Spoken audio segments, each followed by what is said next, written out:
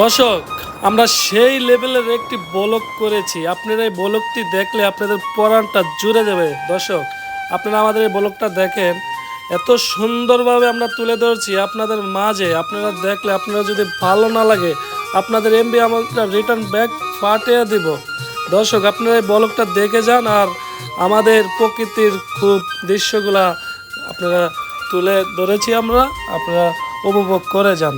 তো দর্শক, এটা হলো আমাদের গাজীপুর শ্রীপুর মাওনা এরিয়া।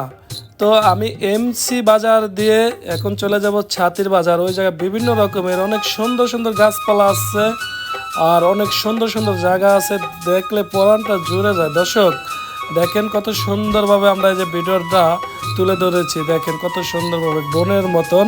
তো আমাদের একটি আইফোন দিয়ে আমরা এই ভিডিওটা করেছি, দেখেন সেই লেভেলের একটি ভিডিও। তো আমরা তিনজন বন্ধু বান্ধবের মতনই চলাফেরা করি। আমার সাথে আছে ব্যাটারি আর আছে ব্যাটারির বড় ভাই ভিডিও করতে আছে আর আমি সামনে আছি। এখন রওনা দিলাম গন্তব্য আমাদের ছাতির বাজার। এই ছাতির বাজার আমি যখন বরিশাল ভোলা থেকে এসেছিলাম এই মাওনা এরিয়াতে, তখন এই ছাতির বাজার নামটা শুনে পুরাই আমি অবাক হয়ে যেতাম বলতে যে ছাতির বাজার কি কারণে নামটা দিল এই বাজারের নাম ছাতির বাজার। তো চলেন আমরা একটু ছাতির বাজারটা দেখতে যাব। তো প্রায় কাছাকাছি চলে আইছি, আর অনলি 1 মিনিটের ব্যবধান আছে বাজারটা থেকে দূরে। তো এই বাজারটা আপনারা দেখলে বলবেন না কিসের জন্য ছাতির বাজার রেখেছে। তো দেখেন এই যে চলে আসলাম। তো দর্শক, আমি যে বিষয়ে কথা বলছিলাম, এই যে আমি ছাতির বাজার অলরেডি ঢুকে গেছি।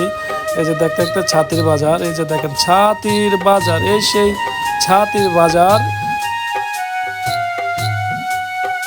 আশেপাশে দোকান আছে, মাঝখান দিয়ে একটা 4 রাস্তার মোড় আছে। তো এই সেই ছাতির বাজার।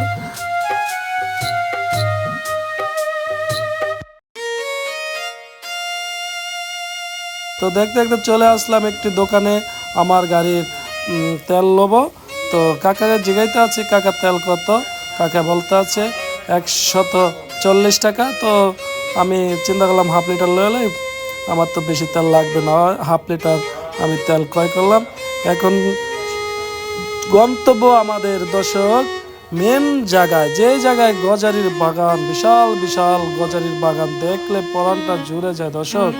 দর্শক আপনারা আমাদের সাথে থাকুন আর দেখুন আমাদের কত সুন্দর একটি ভিডিও আপনাদের মাঝে আমরা তুলে ধরছি। তো দর্শক